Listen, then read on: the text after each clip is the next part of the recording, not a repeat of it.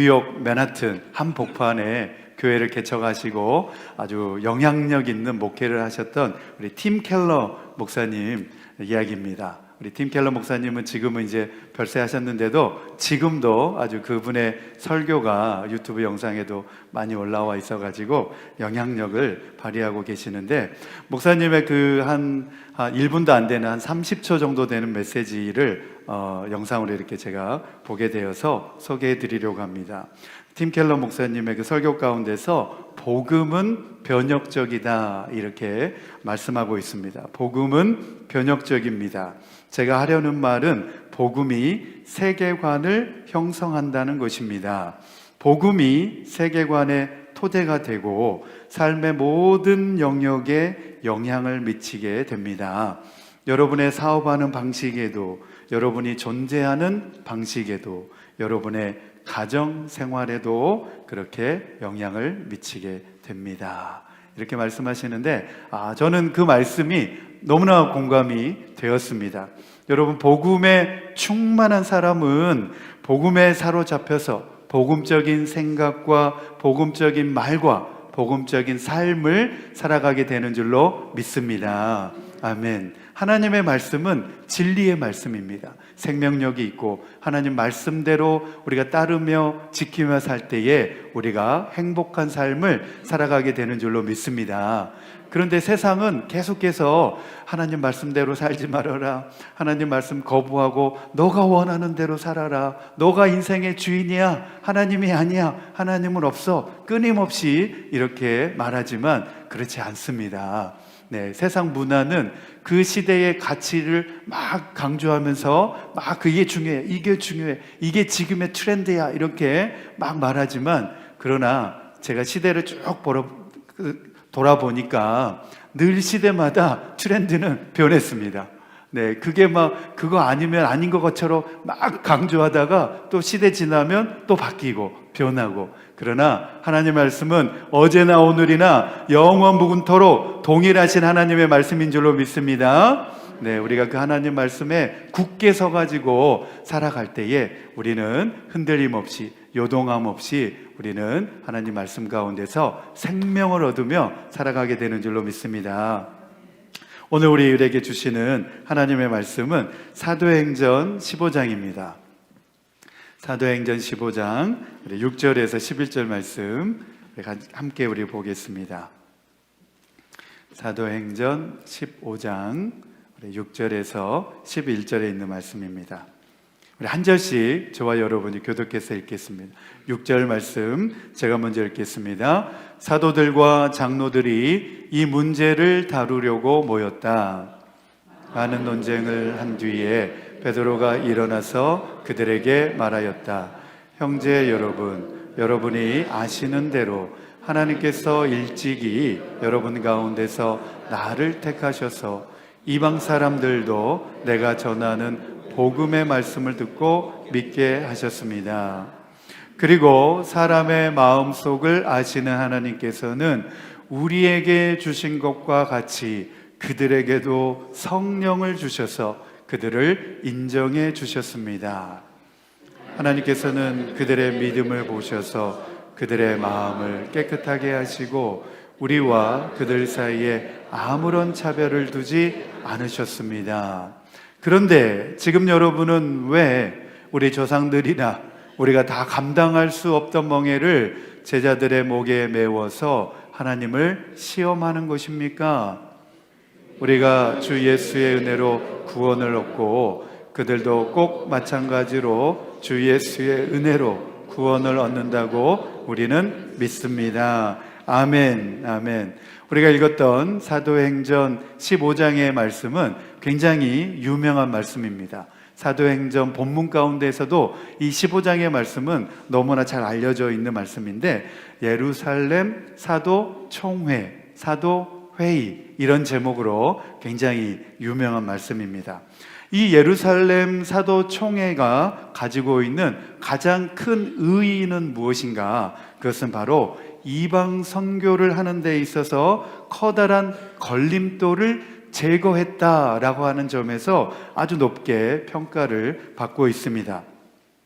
아직도 여전히 모세 율법을 지켜야만 하고 할례를 받아야만 한다고 말하는 이 기독교 유대주의자들의 주장은, 그렇다면 이방인들이 유대인처럼 되지 않고서는 하나님의 자녀가 될 수 없는가, 하나님께 받아들여질 수 없는가 라고 하는 매우 심각한 질문을 낳았습니다. 이런 물음에 대하여서 예수님의 수제자였던 베드로가 나서서 이방인 선교에 대해서 아주 적극적인 지지를 표명하였고, 그리고 예루살렘 교회의 지도자급에 있었던 이 야고보에 의해서 더 이상 하나님께로 돌아오는 이방인들을 괴롭게 하지 말라라고 확정함으로써 선교의 지평을 넓히는 계기가 마련되었다라고 할 정도로 굉장히 중요한 의논이었고 결의사항이었습니다. 선교에 대하여서 지금도 찬반 논쟁이 있을 수 있습니다. 이미 초대교회에서부터 있어왔던 그러한 찬반 논쟁은 이미 우리 신앙의 선배들이 이 문제를 신앙적으로 매우 잘 풀었다라고 저도 그렇게 생각을 해보게 됩니다. 여러분, 이 유대인들이 어떤 사람인지를 알면 이러한 논쟁들이 왜 교회 안에서 이렇게 매우 중대하게 일어났는가를 우리는 생각해 볼 수 있고, 이것이 오늘날 우리에게 어떠한 의미로 다가오는지를 우리는 생각을 해볼 수 있습니다.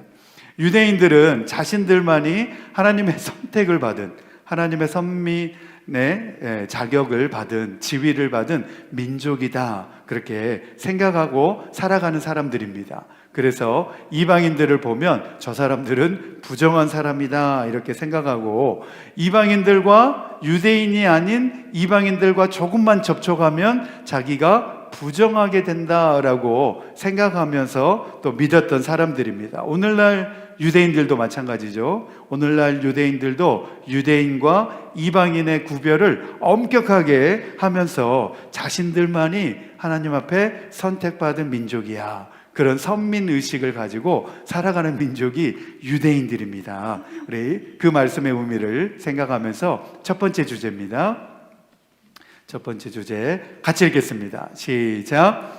마지막 때에 하나님의 백성에 소속되기 위하여 요구되는 정결은 모세의 율법과 할례를 지킴으로 얻는 불완전한 정결이 아니라 오직 주 예수 그리스도에 대한 믿음으로만 온전한 회복과 정결을 얻을 수 있습니다. 아멘, 아멘. 이들이 원래는 유대인이었다가 이제 기독교로 개정을 해가지고 기독교 유대계 주의자들인데, 오늘날도 이제 그 사람들을 가리켜서 유대인이었다가 기독교 신앙을 받아들인 사람들, 기독교로 개종한 사람들을 가리켜서 메시아닉 주다 이렇게 이야기를 합니다. 오늘날도 이제 메시아닉 주가 많이 있죠. 이 초대교회 때도 보면 유대인이었다가 기독교로 개종한 이 사람들입니다. 그 중에도 이제 구약의 율법을 지켜야 합니다, 할례를 지켜야 됩니다 라고 주장하며 목소리를 높이는 사람들을 가리켜서 기독교계 유대주의자들 이렇게 정의할 수가 있는데, 왜 이러한 논쟁들을 교회에서 그들이 벌이게 되었는가, 또 그들의 목소리를 교회 안에서 높이게 되었는가? 바로 이 모든 문제들이 정결과 다 관련된 문제입니다. 이 사람들은 자기네들이 과거 조상들로부터 받았던 율법과 할례를 받아야만 정결해진다라고 믿었고 생각을 했습니다. 그렇기 때문에 이방인들이 만약에 구원을 받고 하나님 앞에 정결해지기 위해서는 그들도 우리와 똑같이 구약의 율법을 지켜야 하고 할례를 받아야만 그들이 온전히 정결해질 수 있다고 우리는 인정할 수 있다, 그렇게 목소리를 높이면서 주장을 하게 된 것입니다. 그러한 주장에 대하여서 예수님의 수제자격인 베드로가 나서서 강력하게 선포를 하게 되는 내용입니다. 우리가 읽었던 사도행전 15장 7절에서 10절 말씀을 다시 한번 이러한 의미를 되새겨 보면서 다시 한번 읽겠습니다. 7절에서 10절 시작. 많은 논쟁을 한 뒤에 베드로가 일어나서 그들에게 말하였다. 형제 여러분, 여러분이 아시는 대로 하나님께서 일찍이 여러분 가운데서 나를 택하셔서 이방 사람들도 내가 전하는 복음의 말씀을 듣고 믿게 하셨습니다. 그리고 사람의 마음속을 아시는 하나님께서는 우리에게 주신 것과 같이 그들에게도 성령을 주셔서 그들을 인정해 주셨습니다. 하나님께서는 그들의 믿음을 보셔서 그들의 마음을 깨끗하게 하시고 우리와 그들 사이에 아무런 차별을 두지 않으셨습니다. 그런데 지금 여러분은 왜 우리 조상들이나 우리가 다 감당할 수 없던 멍에를 제자들의 목에 메워서 하나님을 시험하는 것입니까? 라고 베드로 사도가 아주 강력하게 선포한 것을 볼 수 있습니다. 이방 사람들도 이제 내가 전하는 복음의 말씀을 듣고 믿게 되었다는 겁니다. 그리고 하나님께서는 그들의 무엇을 보시고? 믿음을 보시고, 할렐루야! 네, 믿음을 보셔서 그들의 마음을 깨끗하게 해 주셨다. 그래서 우리와 유대인들과 이방인들 사이에는 이제 아무런 차별이 없습니다. 우리는 동일합니다. 유대인이나 이방인이나 차별이 없이 우리는 다 하나님의 앞에 구원받은 하나님의 자녀가 되었습니다. 라고 베드로가 선포를 해주게 된 것입니다. 유대인들과 마찬가지로 유대계 그리스도인들에게는 하나님의 백성이 정결을 통하여서 구원을 얻을 자격을 얻는다라는 사실을 그들은 중요하게 생각하고 그것을 내세우면서 주장을 하였습니다. 그리고 그들이 주장하는 이 정결함은 할례를 받는 것을 통하여서, 그리고 모세의 율법을 지키고 따르는 삶을 통하여서 이루어진다라고 그들이 목소리를 높이면서 주장하게 된 것입니다. 그러니까 이러한 주장들은 그 사람들만의 주장이 아니었습니다. 이제 쿰란 공동체에서 경건 생활을 하기 위해서 동굴 속에서 지냈던 이 사람들도 이런 비슷한 주장을 하게 되었습니다. 동굴 속에서 은둔 생활을 하면서 자신들만이 이 공동체의 삶을 살아갔던, 그 경건한 삶을 살고자 했던 이 쿰란 공동체에도 보면 정말의 거룩한 공동체 안에는 정결하지 않는 것은 아무것도 존재해서는 안 되며 정결하지 않는 자들과의 교제가 더 이상 있어서는 안 된다라고 말하면서 그들은 세상을 떠나가지고 자기들만의 따로 새로운 그런 공동체를 만들어가지고 동굴을 파가지고 동굴 속에서 지내게 되었다는 것입니다. 그런데 이러한 거룩함과 속된 것, 그리고 세속의 이런 소극적인 구별과 분리는 사실 정확하게 따져보면 예수님께서 말씀하신 것과는 다소 거리가 있어 보이는 것입니다. 예수님께서는 오히려 우리 믿는 자들이 세상 속으로 들어가서 빛을 비춰야 하고 세상 속에서 맛을 내야 되는 소금이다라고 보다 더 적극적인 차원으로 말씀하셨습니다. 우리 마태복음 5장 13절에서 17절 말씀입니다. 우리 같이 읽겠습니다. 시작. 너희는 세상의 소금이다. 소금이 짠맛을 잃으면 무엇으로 그 짠맛을 되찾게 하겠느냐? 짠맛을 잃은 소금은 아무데도 쓸데가 없으므로 바깥에 내버려서 사람들이 짓밟을 뿐이다. 너희는 세상의 빛이다. 산 위에 세운 마을은 숨길 수 없다. 또 사람이 등불을 켜서 말 아래에다가 내려놓지 아니하고 등경 위에 놓아둔다. 그래야 등불이 집안에 있는 모든 사람에게 환히 비친다. 이와 같이 너희 빛을 사람에게 비추어서 그들이 너희의 착한 행실을 보고 하늘에 계신 너희 아버지께 영광을 돌리게 하여라. 내가 율법이나 예언자들의 말을 폐하려 온 줄로 생각하지 말아라. 폐하려 온 것이 아니라 완성하러 왔다. 아멘, 아멘.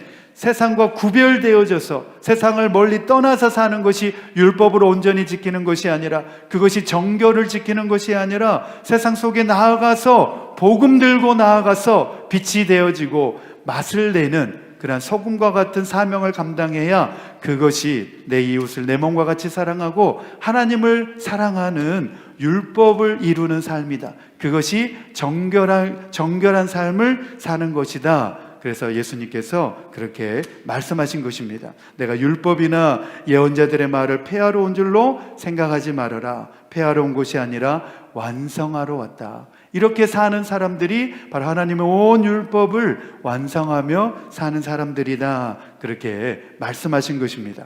이런 예수님의 말씀에 비추어 보면 종말에 하나님의 백성에게 요구되어지는 참된 정결은 할례를 행하는 것이나 율법을 지키는 것에 있지 않고 오직 하나님께서 주신 주 예수 그리스도를 믿음으로 말미암아서 회복되어진다라고 하는 사실입니다. 할렐루야. 네, 믿음을 통하여서 우리는 모든 죄의 사함을 받고 정결하게 되어지는 줄로 믿습니다. 아멘, 아멘. 바로 그 내용을 베드로 사도가 아주 강력하게 선포한 것입니다. 사도행전 15장 9절 말씀을 우리 한 번 더 읽겠습니다. 시작. 하나님께서는 그들의 믿음을 보셔서 그들의 마음을 깨끗하게 하시고 우리와 그들 사이에 아무런 차별을 두지 않으셨습니다. 아멘. 이방인들의 믿음을 보셔서 이방인들의 마음을 깨끗하게 해주시고 그들의 믿음을 통하여서 정결하게 해주셨다는 것입니다. 믿음으로 우리의 모든 죄를 다 사함받게 되는 줄로 믿습니다. 예수 그리스도를 믿음으로 우리는 구원받게 되는 줄로 믿습니다.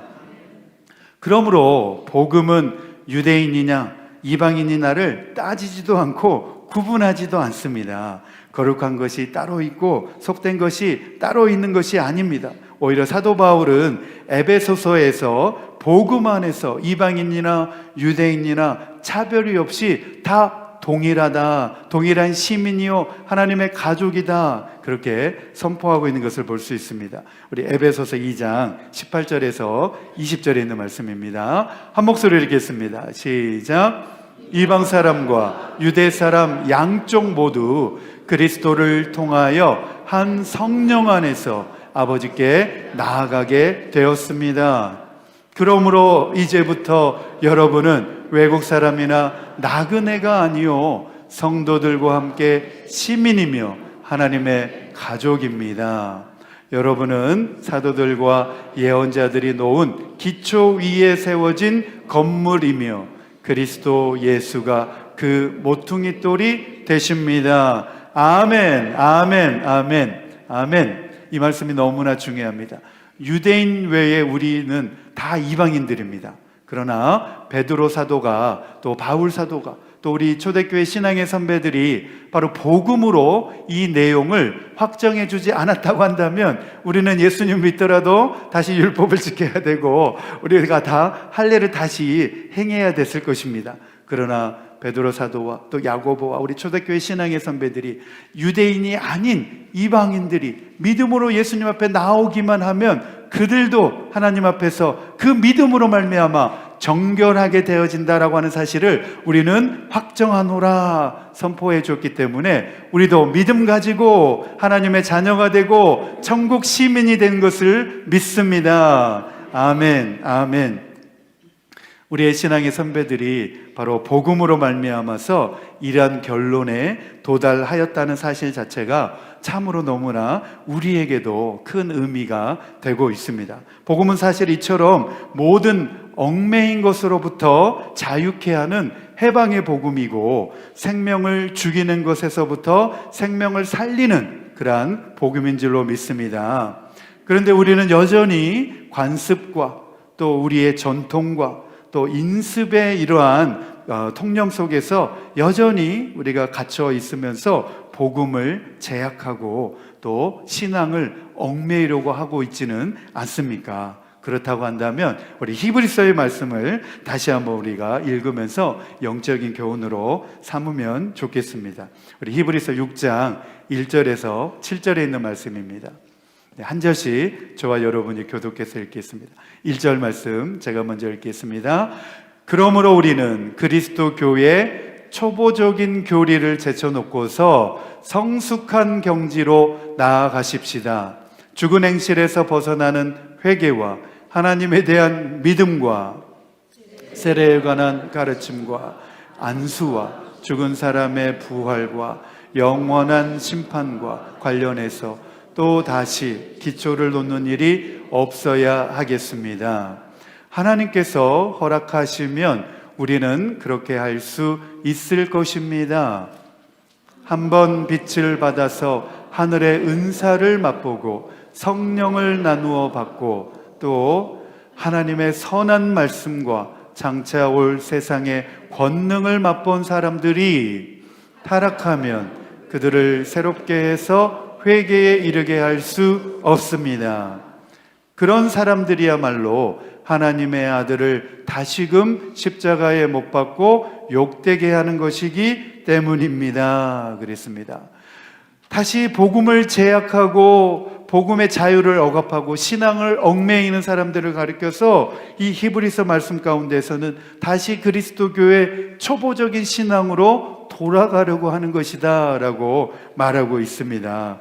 교회가 생명력 있게 살아있는 교회가 되려면 우리는 무엇보다도 복음 가운데 충실해야 되고, 또 복음에 충실하다고 하는 것은 또 복음 증거하고 선교를 잘하는 교회라고 하는 사실입니다.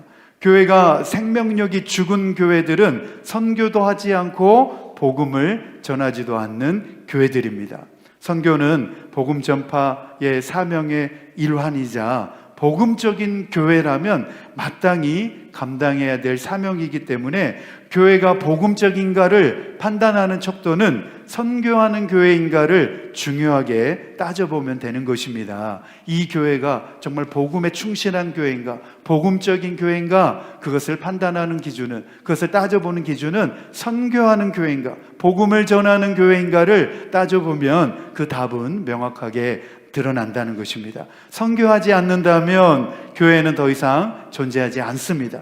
교회의 미래는 밝지가 않는다는 것이죠. 그래서 사단마귀는 교회가 선교하는 것을 싫어합니다. 그래서 선교한다 그러면 막 방해하는 거죠. 교회가 선교하고 복음 전하는 것을 사단마귀는 제일 싫어합니다. 사단마귀가 제일 싫어하는 것이 선교하는 거고 복음 전하는 것입니다. 월마트라고 하는 큰 기업이 있습니다. 미국뿐만 아니라 전 세계에도 이런 매장이 있는 그런 기업인데, 이 월마트의 이 대표 회장님이 기독교 장로님이십니다. 아주 훌륭한 장로님이시고 아주 존경스러운 장로님이신데, 네, 이 장로님이 이제 PCUSA, 미국 북장로교회죠. 네, 미국 장로교 교단의 장로님이십니다. 그래서 아주 기부도 많이 하시고 좋은 일에 아주 후원도 많이 하시는 아주 훌륭한 장로님이신데, 이제 우리 이 북장로교회는 우리 한국에 선교사도 많이 내보낸 교단입니다. 우리 한국의 우리 대한예수교 장로회 통합교단의 모체가 되는 교단이기도 합니다. 우리 언더우드 선교사님을 비롯해서 많은 선교사를 우리 한국에 내보낸 아주 좋은 교단인데, 이제 이 PCUSA 교단이, 미국 북장로교 교단이, 미국 장로교 교단이 동성애를 받아들이고 허용하면서 교세가 급격히 이제 감소하게 되었습니다. 이제 교회가 막 문을 닫는 교회가 생기고 교인 수가 이제 급격하게 감소가 됐습니다. 지금도 이제 그러죠. 네, 동성애를 막 합법화하고 뭐 동성애 목회자를 인정하고 막 이러니까 네, 이제 교인 수가 막 줄어들고 있습니다. 그러니까 이제 보다 못해서 이 장로님이 이제 미국 그 장로교 교단 총회에다가 100만 불을 이제 기부를 했습니다. 이 정도 기부는 해야 기부했다고 하죠. 네, 웃으라고 한 말인데 웃지도 않네. 네, 100만 불을 이제 기부하면서 이 헌금을, 이 재정을 선교하는 일에 써달라고 그렇게 기탁을 한 겁니다. 다시 우리 교단이 과거와 같이 정말 선교사 열심히 내보내고 파송하고 선교하는 교단이 되면 좋겠다라고 하는 마음에서 100만 불을 교단에다가 이렇게 기부할 정도로 아주 훌륭한 장로님이십니다. 마찬가지로 기독교회들이 세상에 나가서 복음을 전하지 않고 편안하게 예수님을 믿으려 한다면, 그리고 선교하는 일에 열심을 품는지 않는다면 앞으로의 기독교 교회의 미래는 없게 되는 것입니다. 바로 그러한 전철을, 그러한 교훈을 우리는 유럽의 교회들 가운데서 우리는 고스란히 다 살펴보고 있습니다. 과거의 유럽은 기독교의 문명에 꽃을 피우는 곳이었습니다. 기독교의 독일, 프랑스, 스위스 다 이런 유럽의 국가들이 다 기독교의 국가였고 기독교의 문명에 꽃을 피우던 그런 나라들이었습니다. 그러나 그들이 믿음의 전수를 하지 않고 복음 전하지 않자 지금은 어떻습니까? 유럽에 있는 교회들이 다 문을 닫고 지금은 1%도 안 된다고 그러더라고요. 문을 닫고 또 교회들이 다 술집으로 바뀌고 카페로 바뀌고 레스토랑으로 바뀌는 그런 모습을 우리가 지금 보고 있지 않습니까? 그뿐만 아니라 전 세계에 지금 전락적으로 이슬람이 지금 세력을 확장해 가고 있는데 이슬람교 노동자들을 전 세계에 지금 보내고 있고 이슬람 회당을 지으면서 포교 활동에 열을 올리고 있습니다. 우리 한국도 지금 이슬람교 포교 활동이 아주 활발하게 일어나고 있고 곳곳에 지금 이슬람 사원이 막 지어지고 있습니다. 한국 법무부와 또 한국 이슬람교 중앙회에 따르면 2021년을 기준으로 해가지고 한국 내 순수 한국인 중에서 무슬림의 인구가 몇 명이냐 이렇게 통계를 냈는데 한국인으로서 무슬림이 된 사람들이 약 6만 명입니다. 네, 한국인들 중에서 이슬람교를 개종한 사람들이 6만 명에 해당됩니다. 지금 이슬람이 이렇게 무섭게 한국도 전략적으로 지금 이슬람화하기 위해서 한국을 타겟으로 삼아가지고 지금 열심히 포교 활동에 열을 올리고 있습니다. 그리고 한국 거주 외국인 이슬람 교도까지 합하면 한국의 무슬림은 총 26만 명입니다. 엄청난 숫자죠. 한국의 무슬림이 총 26만 명이 지금 거주하고 있습니다. 대한민국 인구의 0.4% 정도, 0.4에서 한 0.5% 정도 되는 인구가 무슬림입니다. 네, 무슬림이 되고 있습니다. 네, 이 사실을 우리는 잘 생각하면서 오늘 말씀을 우리 마음 가운데 잘 되새겨 보면 좋을 것 같습니다. 베드로 사도는 온갖 관습화된 인습과 전통과 고정관념을 이 복음의 통찰력을 가지고 깨트렸습니다. 복음은 유대인에게 국한돼서는 안 된다.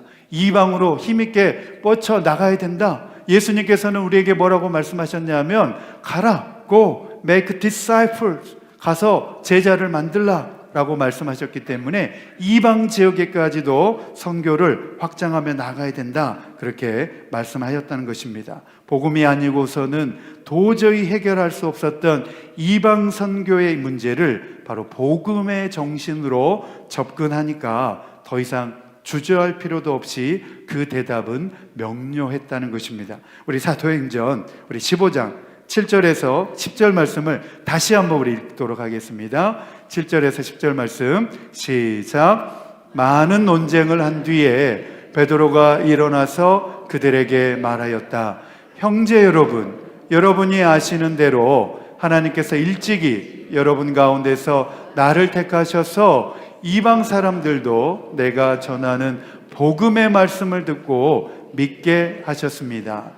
그리고 사람의 마음속을 아시는 하나님께서는 우리에게 주신 것과 같이 그들에게도 성령을 주셔서 그들을 인정해 주셨습니다.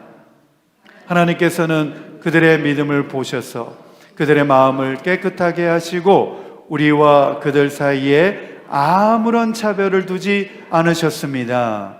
그런데 지금 여러분은 왜 우리 조상들이나 우리가 다 감당할 수 없던 멍에를 제자들의 목에 메워서 하나님을 시험하는 것입니까? 그렇게 말씀하였습니다. 베드로 사도의 이러한 선포를 통하여서 이제 복음이 우리 이방인들 사이에서 유대인과 또 이방인들과 차별 없이 지금 복음이 역사하고 있는 줄로 믿습니다. 오늘 말씀 우리 실천을 위한 적용입니다. 첫 번째 같이 읽겠습니다. 시작. 주 예수 그리스도의 은혜로 구원을 받은 우리도 은혜의 빚진 자라는 사실을 잊지 않고 주님의 은혜에 감사하며 주님의 은혜에 보답하는 삶을 살아가겠습니다. 아멘, 아멘. 두 번째입니다. 시작. 선교는 하나님의 선교로서 세상의 모든 교회가 마땅히 감당해야 할 교회적인 사명이며 주님께서 말씀하신 지상 최대의 위대한 명령으로 주셨기 때문에 우리 역시도 선교적 삶을 살아가겠습니다. 아멘. 그렇게 살아가시겠습니까? 아멘. 이 마지막 때는 이제 교회가 미셔널 처치로서 교회 사명을 감당해야 됩니다. 선교하는 교회로서 선교적인 사명을 감당해야 되는 것입니다. 우리 워싱턴 DC 근교에 세이비어 처치라고 하는 교회가 있습니다. 한국에서도 잘 알려져 가지고 이제는 한국에서 많은 목회자들도 그렇고 신학생들도 그렇고 그 교회를 탐방으로 옵니다. 작년에 우리 김도일 교수님도 오셔가지고 우리 세이비어 처치 한번 가보면 좋겠다 그래가지고 제가 이제 모시고 탐방을 갔는데 큰 교회는 아닙니다. 그냥 지역사회 속에서 선교하는 교회로서 미셔널 처치로서 아주 전략적으로 또 체계적으로 그 선교의 사명을 너무나 잘 감당하고 있는데 이 마지막 때는 선교하는 교회가 하나님 앞에 쓰임받는 줄로 믿습니다. 아멘.